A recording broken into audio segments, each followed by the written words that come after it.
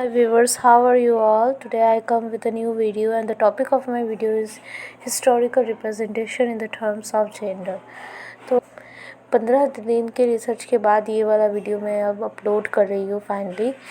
और मैंने इस टॉपिक को बहुत ही जितना सहजता से हो सकता था इतने सहजता से आप लोगों के सामने लेके आई हूँ। आशा करते हैं आपको बहुत पसंद आएगा। और ये इस टॉपिक पे वीडियो मिलना या कुछ भी मिलना बहुत मुश्किल होता है, तो अगर आप इसे अच्छे से देख के चले आते हो तो आप लोगों को कोई प्रॉब्लम नहीं होगा, पर इसे अच्छे से अटेंड कर पाओगे। डिस्क्रिप्शन बॉक्स में व्हाट्सएप नंबर, टेलीग्राम चैनल का नंबर, यूट्यूब लिंक सब कुछ है दिया हुआ। आप लोग जा सकते हो और मेरे चैनल को विज़िट कर सकते हो। मेरा इंस्टाग्राम आईडी भी दिया हुआ है। So hope you like my video, और जितना हो सकता है उतना शेयर कीजिए। आप लोग के सपोर्ट कीजिए मुझे, आप लोग के सपोर्ट की बहुत ज़रूरत है मुझे। तो चलिए बिना डिले किए वीडियो को शुरू करते हैं। हमारा टॉपिक जो है आज, हम लोग हिस्टोरिकल हिस्ट्री को जानेंगे जेंडर के बेसिस पर। अगर आप लोगों से पूछूं कि आप लोग इतिहास पढ़ते क्यों हैं, बहुत लोग कहेंगे कि हम लोग को इतिहास से सिविलाइजेशन के बारे में पता चलता है, युद्ध के बारे में पता चलता है, वो उस समय का लोगों के बारे में पता चलता है। आप लोग कमेंट भी कर सकते हो कि आप लोग हिस्ट्री में क्या क्या जान पाओगे। और सबसे ज़्यादा जो कमेंट आने वाला है, या अगर आप लोग के दिमाग में चलता भी होगा, या आप लोगों ने कभी बुक्स के चैप्टर्स देखे होंगे हिस्ट्री, वो हमेशा अपने किंग्स के बारे में डिस्कस करते हैं और किंग्स के जितने भी जनरेशन हैं उसके बारे में बताते हैं। तो हमारा मेन फोकस हमेशा राजा पे ही रहता है। क्या आपने कभी ऐसा देखा है कि हिस्ट्री में किसी ने आज तक वोमेन को लेके डिस्कस किया हो? हमारे यहाँ वोमेन को लेके बस एक ही बात डिस्कस की जाती है, वो हमेशा एक चैप्टर के कॉर्नर में छुपी रहती है, वो है status and position of women. भी ऐसा इतिहास में भी एक भी चैप्टर नहीं मिलेगा जो सिर्फ वुमेन को लेके डिस्कस करे। हम और सिर्फ वुमेन ही, कोई भी अलग जेंडर को लेके कभी डिस्कस नहीं किया गया है हमारे इतिहास में। अब मैं ऐसा नहीं कहूँगी कि ये आपकी गलती है, नहीं। हमारे हिस्टोरियंस जितने भी इतिहासकार थे, या जितने भी इतिहास की किताब लिखी गई है, वो ज़्यादातर इतिहासकार सब मेल ही थे। सब मर्द होने के कारण उन्होंने कभी भी औरतों के या औरतों के टॉपिक्स पर ज़्यादा ध्यान ही नहीं दिया। उन्होंने कभी भी ट्रांसजेंडर्स, मेंस्ट्रुअल साइकिल या प्रेगनेंसी या चाइल्ड बर्थ, ये सब को लेके कभी भी किसी इतिहासकार ने कोई भी किसी तरह का डिस्कशन या आलोचना नहीं की। इसके अलावा हमारे इतिहास में कभी भी वुमेन को ज़्यादा इम्पोर्टेंस दिया ही नहीं गया। हमारे इतिहासकारों ने इम्पोर्टेंस नहीं दिया, तो चलो वेस्टर्न लोगों को भी बहुत मौका मिल गया कि वो हमारी नॉन वेस्टर्न सोसाइटी को हमारे बारे में बहुत सारी टिप्पणियाँ करें। कुछ वेस्टर्न हिस्टोरियन हमारे संस्कृति या हमारे एंशियंट सभ्यता को लेकर बहुत सारी बातें कहते हैं कि हमारे वुमेन का जो पोजीशन था एंशियंट पीरियड, वो बहुत ही डिट्रॉयटेड था। उनका तो ऐसा था कि उन्होंने डाउरी और स्त्रीधन दोनों को एक ही मान लिया। डाउरी मतलब दहेज, जिसे हिंदी में दहेज कहा जाता है, वो एक तरीके का पेमेंट होता है। जब भी शादी होती है, आपको पता ही है कि लड़के वाले जो रहते हैं लड़के वालों से कुछ मांग करते हैं कि हमें ये चाहिए वो चाहिए। आज के ज़माने में लोग कहते हैं फ्रिज चाहिए, वॉशिंग मशीन चाहिए एंड ऑल। और जबकि स्त्रीधन का कोई लेना देना ही नहीं है डाउरी से। स्त्रीधन मतलब होता है कि जो एक औरत का प्रॉपर्टी, जो औरत का मूवेबल प्रॉपर्टी भी हो सकता है, वुमेन का इमूवेबल प्रॉपर्टी भी है, जिसमें से वुमेन का अधिकार, वुमेन जो भी चाहे उससे वो कर सकती है, उसे बेच सकती है अपने लिए या कुछ भी कर सकती है। उसको डाउरी से स्त्रीधन को एकदम वेस्टर्न हिस्टोरियंस ने कंपेयर कर दिया। उन्होंने कहा कि वुमेन का खुद का ही राइट नहीं है खुद के स्त्रीधन पे। वो ये भी मानना था कि जब भी वो एक लड़की शादी करके ससुराल जाती थी, उनके ससुराल वाले ही उससे उनका स्त्रीधन छीन लेते थे। ये सब तरह की फालतू टिप्पणियाँ करते हुए भी हमारे वेस्टर्न इतिहास का नज़र आते हैं। जबकि हमारे एंशियंट इंडियन टेक्स्ट में भी बहुत सारे लॉ बनाए गए। उसमें से एक लॉ ये है कि आप लोग वुमेन की प्रॉपर्टी यानी स्त्रीधन को किसी तरीके का नुकसान नहीं पहुंचा सकते। किसी का भी ऐसा राइट नहीं कि वो वुमेन का स्त्रीधन या प्रॉपर्टी उसको ग्रैब कर ले। वुमेन वेस्टर्न स्टोरीज हमारे सोसाइटी, हमारे धर्म, हमारे पुराण पर, हमारे पुराने ग्रंथों को ट्रांसलेट करते हुए नज़र आ रहे, जबकि उन्हें कुछ इंडिया के बारे में पता ही नहीं, ना ही उन्होंने कभी इंडिया विजिट किया। वो लोग लंबे लंबे चौड़े चौड़े क्लेम्स करते हैं कि उन्हें इंडिया के कल्चर हिस्ट्री के बारे में सब कुछ पता है। कुछ टेक्स्ट को ट्रांसलेट करके वो बहुत ही खुद पे गर्व कर रहे हैं। अब ऐसा नहीं है कि ये चीज़ प्रैक्टिस होती नहीं थी, हो ही सकती है कि ऐसा होता हो, लेकिन हर टेक्स्ट या हर ज़माने में ऐसा नहीं होता था, लेकिन आप एक टेक्स्ट या कुछ टेक्स्ट को ट्रांसलेट करके इंडिया का एक स्टीरियोटाइप बना ले अपने दिमाग में कि हाँ, वहाँ पे वुमेन को कोई राइट नहीं, तो ये गलत बात है। आप सारे टेक्स्ट को देखो, सब पढ़ो, तभी तो आप एक कंक्लूजन में आ सकते हो। अब ऐसा नहीं है कि वुमेन का हालत बहुत ही अच्छा था, नहीं, हो ही सकता है कोई पीरियड में वुमेन को इतना अधिकार या इतना कुछ ना दिया गया, लेकिन अब हम ऐसा नहीं कह सकते नहीं, सारे वुमेन के पीरियड में जितना भी टाइम आया, लेटर वैदिक पीरियड, अर्ली वैदिक पीरियड, हर समय वुमेन का स्थिति खराब था, ऐसा बिल्कुल भी नहीं था। इसीलिए कहा जाता है कि सोर्सेस या सूत्र हिस्ट्री राइटिंग को जानने के लिए बहुत इंपॉर्टेंट, चाहे वो पुराने टूल्स ही हो या फटे पुराने टेक्स्ट ही हो, सब कुछ इतिहास को जानने के लिए बहुत इंपॉर्टेंट है। हम लोग इतिहास को सिर्फ एक ही नज़र से नहीं, political structure, social condition, economic तरीके से, बहुत तरीके से हम लोग इतिहास को जान सकते हैं। हिस्टोरियन उमा चक्रवर्ती ये भी कहते हुए नज़र आती है कि जेंडर हिस्ट्री को जो लिखा गया है वो हमेशा एक ऊपर की नज़रों से ही देखा गया, कभी उसके अंदर से झांक के देखा ही नहीं गया। लेकिन बहुत सारे इतिहासकार ऐसे हैं जो वुमेन को लेकर दिमाग में स्टेरियोटाइप बना लिया है उन्होंने, और वो चुन चुन के वही टेक्स्ट ट्रांसलेट करते जिसमें उन्हें अपनी ही बातें सच्ची लगती हैं। तो पढ़ने वाले भी जितने भी लोग हैं उनके दिमाग में भी गलत आइडिया बन रहा है। तो इंडियन वुमेन का जो एक इमेज है वो हमेशा ही ऐसा ही दिखाया गया है, वो एक डॉटर है, वो वाइफ है, फिर वो विडो बन जाती है। बस यही डोमिनेंट थीम उन लोगों हिस्टोरियन से हमेशा पकड़ रखा है, और वो इसी के ही ऊपर इतिहास लिखते हैं। वो कभी भी वुमेन के दूसरे साइड को जानने का कोशिश नहीं करते। हम इंडिया या पूरा वर्ल्ड ही डायनेमिक है, हमेशा यहाँ पे चेंजेस होते रहते हैं, हर एक पीरियड में हर एक तरीके का चेंज आप लोग को देखने को मिलेगा। लेकिन हमारे इतिहासकार ने ऐसा ही दिखाया है हमेशा इतिहास में कि वुमेन का पोजीशन हर पीरियड में ही खराब है, ऐसा बिल्कुल भी नहीं हो सकता है। हमारे यहाँ मैन जो वर्ड है इसको बहुत ज़्यादा इम्पोर्टेंस दी गई है हिस्ट्री राइटिंग में, क्योंकि हमेशा इतिहासकारों ने कभी भी gender neutral vocabulary history writing में कभी यूज़ नहीं की। वह हम जब भी हिस्ट्री लिखते हैं तो वो ह्यूमन काइंड के जगह पे हमेशा मैन काइंड, ये मैन वर्ड को ज़्यादा यूज़ करते हुए नज़र आ रहे हैं। अब वो किस तरह से हम बताते हैं, प्री हिस्टोरिक टाइम में प्री हिस्टोरिक पीपल को क्रॉप्स उगाने का कोई भी नॉलेज नहीं था, तो वो ज़्यादातर हंटिंग करते थे और फ्रूट्स गैदर करते थे, इसी से ही वो गुजारा करते थे। जो प्री हिस्टोरिक पीपल थे उन्हें हंटिंग करना पसंद था, क्योंकि हंटिंग से उन्हें शिकार भी मिल जाता था और वो गेम की तरह उन्हें खेलते भी थे। तो लेकिन और वुमेन जो थी वो ज़्यादातर फ्रूट्स गैदरिंग या खाना गैदर मतलब जुगाड़ करना यहाँ वहाँ से, चाहे वो rats, squirrels, leaf, fruits, flowers जो भी हो वो उसे जुगाड़ करते थे खाने के लिए। तो हमेशा हमने जब भी इतिहास पढ़ा है तो हमने ऐसा ही देखा, pre historic man collected fruits, pre historic man going hunting, लेकिन ऐसा नहीं था। अगर हंटिंग मैन करते थे तो गैदरिंग का काम हमेशा से वुमेन ही करते आई है।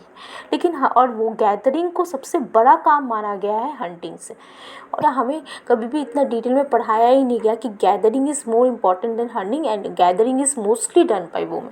हमारे यहाँ किसी टॉपिक्स पे अगर कहो तो वुमेन को बहुत ज़्यादा साइड कर दिया गया है। मोहनजोदारो और हड़प्पा की जब सभ्यता के जब बहुत सारे खोज निकले या वहाँ से अवशेष मिले तो बहुत सारे अवशेष मिले, लाइक वुमेन नाचती हुई नज़र आ रही है या प्रेग्नेंट वुमेन, इस तरीके के आइडल्स, मिट्टी के बने हुए आइडल्स या मेटल के बने हुए आइडल्स वहाँ पे बहुत सारे नज़र आते हैं। और हमें सिर्फ इतना ही नहीं, हम माँ एक बच्चे को दूध पिलाते हुए भी नज़र आती है, वो बर्तन पकड़ते हुए नज़र आती है, आटा गूंथते हुए, बहुत सारे ऐसे घरेलू काम करते हुए वो नज़र आती है। लेकिन हमारे यहाँ वुमेन को या वुमेन स्टडी को करने का जो तरीका जो हमारे हिस्टोरियंस करते हैं वो इतना स्टेरियोटाइप्स है कि वुमेन को हमेशा ऐसे ही दिखाया गया है कि वुमेन हमेशा ही चूल्हा चौका में ही अपना चूल्हा चौका करते करते ही अपना दिन बिताया है, और वो बस सेक्सुअलिटी और डिविनिटी ये सब के लिए ही काम आती है।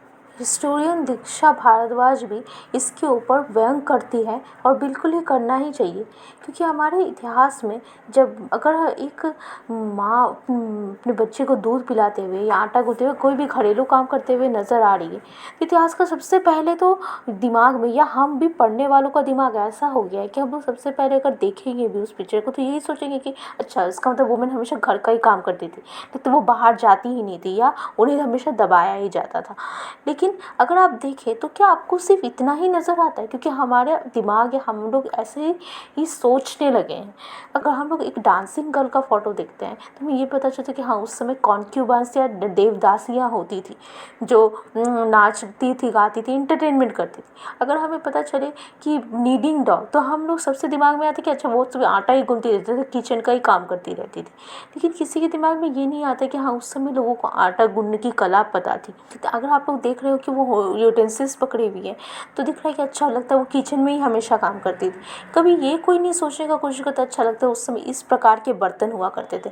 कभी एक माँ अपने बच्चे को दूध पिलाते हुए नजर आती थी, कभी लोगों ने ऐसा नहीं सोचा कि अच्छा, वो बच्चे को इस प्रकार पालती थी। क्योंकि हमारे यहाँ पे इतिहास को हमेशा ही डोमिनेटेड या वुमेन को बेचारी ही तरीके से दिखाया गया। क्योंकि इतिहास को सिर्फ एक साइड से ही आप लोग बहुत सारे पर्सपेक्टिव में पढ़ सकते हैं अगर हम ये कॉन्सेप्ट अपने दिमाग से निकाल लें तो। अगर मैन के जितने भी आइडल्स वो मिले जो घर के काम करते हुए नज़र आ रहे हैं तो उसे भी बताया गया कि ये वुमेन के ही आइडल्स हैं। क्योंकि हमारा इतिहास हमसे ऐसा ही दिखाता कि हमेशा वुमेन ही घर का काम करती थी, लेकिन बहुत सारे ऐसे आइडल भी मिले जिसमें दिखाया जा रहा है कि मैन भी घर के काम करते, लेकिन हमें उसे भी दबा दिया गया। हमें चाहिए कि हम हमेशा इतिहास को सिर्फ एक वुमेन के जेंडर से ही नहीं, हम इसे पूरे मेल, वुमेन, ट्रांसजेंडर हर तरीके से देखें, तभी हम इतिहास को डीपली जान सकते हैं और सिर्फ वुमेन के बारे में नहीं, हम दूसरे जेंडर्स के बारे में भी अच्छे से कंक्लूजन दे सकते हैं। वैदिक पीरियड में आप लोगों को पता ही होगा कि सभा समिति ये सब बैठा करती थी, तो उसमें वुमेन का रोल भी बहुत अच्छे से दिखा देता है। हमें ये भी पता चलता है कि वुमेन भी सभा समिति में पार्टिसिपेट करती थी। Women can have a right to choose who she wants to marry, because अगर उन्हें अनमैरिड रहना है तो वो उनकी चॉइस थी। हमने इतिहास में बहुत ज़्यादा पढ़ा है कि वुमेन को जबरदस्ती शादी दे दी जाती है, ऐसा कुछ भी नहीं है। This is a picture of Gargi जो एक ब्रह्मवादिनी थी। उन्होंने क्या किया, हमेशा ही बिना अनमैरिड रहने का सोचा और वो हमेशा क्या करती थी, वो हमेशा अध्ययन और कह सकते स्पिरिचुअलिटी में रह गई। इसके सिर्फ गार्गी ही नहीं, बहुत सारी ऐसे ब्रह्मवादिनी का हमें ज्ञान मिलता है, जैसे Anusuiya, Kunti and many more. तो हम ऐसा बिल्कुल भी नहीं कह सकते कि हाँ, हमेशा वुमेन को ज़बरदस्ती शादी दिया जाता है, वुमेन का हमेशा कोई भी राय नहीं लिया जा सकता। जहाँ हमारे वैदिक पीरियड में जैसे नेचर के भगवान like male god like Indra, Agni, Varuna, वायु की पूजा की जाती थी, ठीक उसी प्रकार फीमेल गॉडेसेस की भी पूजा की जाती थी, जिससे हमें पता चलता है कि वहाँ पे औरतों को भगवान का दर्जा दिया जाता था। हमें कुछ इतिहास में ऐसे भी इंस्टेंसेस मिलते हैं जिसमें पता चलता है कि मैन जो रहते थे वो हमेशा ही वुमेन के बिहेवियर, रिप्रोडक्शन और सेक्सुअलिटी को गार्ड करते थे। मैन हमेशा वुमेन को अपनी प्राइवेट प्रॉपर्टी मानते थे और उससे कुछ भी अधिकार नहीं देते थे। उस समय बेटा का होना ही बहुत बड़ा माना जाता था। ये सब भी हमें कुछ कुछ इंस्टेंसेस मिलते हैं। यहाँ ऐसे भी समय हुआ जब वुमेन को दान या डोनेशन या दाव पे लगाया गया, जैसे बहुत एक परफेक्ट एग्जाम्पल है जिसका है द्रौपदी। अर्थशास्त्र बुक आप लोग जैसे पता होगा कि अर्थशास्त्र बुक जो है वो मॉडर्न पीरियड में लिखी गई थी। मॉडर्न पीरियड सबसे फेमस अपने जाना जाता है स्पाई सिस्टम के लिए। स्पाई सिस्टम मतलब कि राजा अपने किसी भी सीक्रेट आदमी को भेजते हैं और किसी और के राज्य में भेजते हैं और उससे जासूसी करवाते हैं।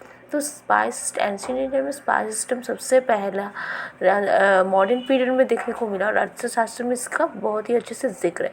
तो एक फीमेल भी क्या करती थी, कभी कभी पैसे कमाने के लिए क्या करती थी, स्पाई का रोल प्ले करती थी। तो हमें इससे क्या पता चलता कि वुमेन भी इकोनॉमिक एक्टिविटीज़ में भाग लेती थी। तो आप लोगों ने टीवी वगैरह या माइथोलॉजिकल सीरीज में बहुत अच्छे से देखा होगा कि वो लोग क्या करती थी, भेष बदल के दूसरे राज्य में जाती थी और जासूसी करती थी राजा की। ये सब कोई कोई क्या करती थी, कोई नौकरानी के भेष में जाती थी और राजा या किसी भी इम्पोर्टेंट इंसान का कत्ल कर देती थी। पहले की वुमेन स्पाइस के अलावा क्या क्या काम करती थी, बाथ अटेंडेंट्स। आपने देखा देखा होगा कि रानियां जब नहाने जाती थी तब उनके साथ फीमेल बहुत सारी हेल्पर्स रहती थी जो उन्हें नहाने में मदद करती थी, उनके शैम्पू करने में मदद करती थी, उनके बिस्तर लगाती थी, उनको सजाती थी, उनको गहना श्रृंगार में, ड्रेस में मदद करती थी। वो अगर हमें हिस्ट्री पढ़ना है तो हमें हर एक टेक्स्ट को सही से पढ़ना पड़ेगा वोमेन को पोजीशन जानने के लिए। अगर हम सारे टेक्स्ट को अच्छे से पढ़ें तो सिर्फ वोमेन की टेक्स्ट से हमें वोमेन का ही बारे में नहीं पता चलेगा, हमें बाकी के सोसाइटी के बारे में भी पता चलेगा कि हाँ उस समय की सोसाइटी इस प्रकार वर्क करती थी। मैंने जैसा कि पहले कहा कि जेंडर स्टडीज़ करना एक बहुत ही इम्पॉर्टेंट काम होता है। नो प्रॉब्लम कि आप कौन से जेंडर के बारे में डिस्कस कर रहे हो, रीड कर रहे हो, लेकिन जब भी आप एक जेंडर के बारे में डिस्कस कर रहे हो या वोमेन के बारे में डिस्कस कर रहे हो तो आपको सिर्फ उससे वोमेन के बारे में नहीं पता चलेगा, वहाँ की सोसाइटी, वहाँ के कल्चर, वहाँ के एजुकेशन, वहाँ के सोशल, पॉलिटिकल, इकोनॉमी, हर चीज़ के बारे में पता चलता है। तो हमें चाहिए कि हम बिल्कुल भी बायस ना होके या बिल्कुल स्टीरियोटाइप ना होके बहुत ही अच्छे से एक चीज़ को जानने की कोशिश करें। हाँ, अगर हम खुद ही बायस हो जाएंगे तो हमें कभी भी सच्चाई पता नहीं चलेगी और हम इतिहास को हमेशा गलत नज़र से ही देखते हुए आएंगे। मेरा वीडियो कैसा लगा ज़रूर बताइए। मैंने व्हाट्सएप, इंस्टाग्राम और टेलीग्राम का लिंक डिस्क्रिप्शन बॉक्स में दे दिया है। फ्री नोट्स चाहिए तो जल्दी से जाइए और वहाँ पे मेरा ज्वाइन कीजिए। कोई भी तरह का डाउट्स हो तो वहाँ पे आप बता सकते हैं, मैं उस पर वीडियो ज़रूर लेके आऊँगी, उसी टाइम आपको मदद करूँगी। और ये क्या आप लोगों को लगता है कि इस लेक्चर के बाद अब और नोट्स की ज़रूरत है? ठीक है, कोई बात नहीं, मैं जल्दी से नोट्स प्रोवाइड करने का आप लोगों को कोशिश करूँगी। बहुत बहुत सपोर्ट कीजिए मुझे। तो आज के लिए इतना ही। Like, subscribe, share, bye.